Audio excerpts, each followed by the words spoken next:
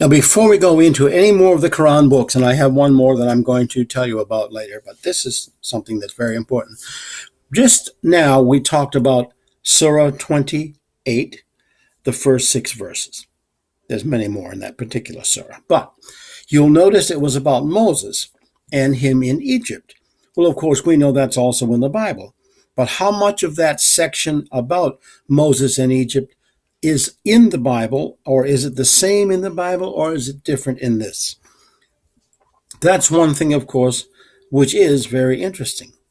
And I have a book that deals with that in particular.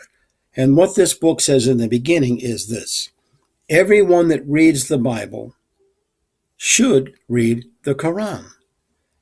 And everyone that reads the Quran should read the Bible.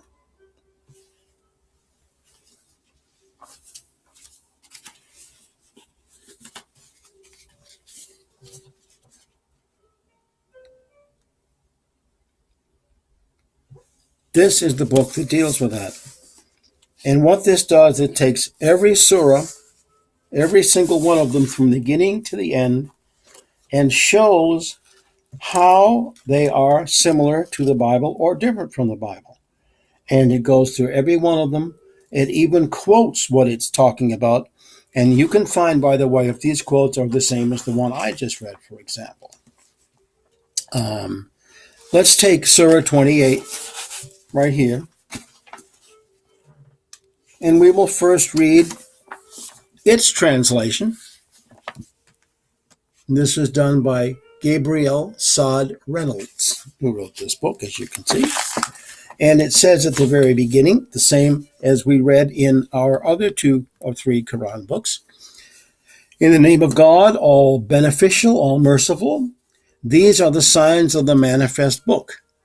We relate to you truly some of the accounts of Moses and Pharaoh for his people who have faith. Pharaoh indeed tyrannized over the land, reducing the people to factions, abusing one group of them, slaughtering their sons and sparing the women. Indeed, he was indeed one of the agents of corruption.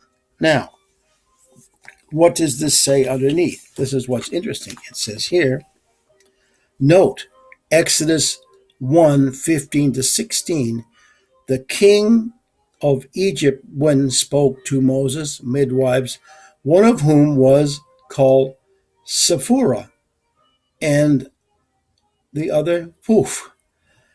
When you attended Hebrew women or children, he said, look at the 2 stories.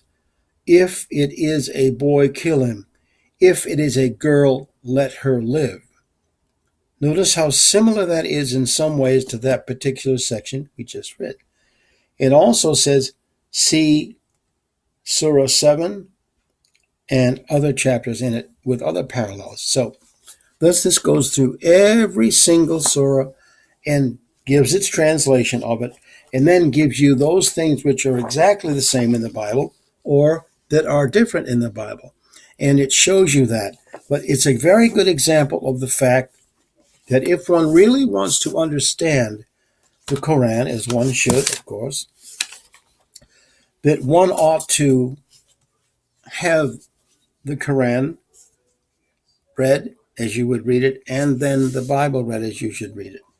Or if you have the Bible, you should read the Quran, or if you have the Quran, you should read the Bible. So that is why I am giving you the idea of this book before the very last book I am going to show you on these videos.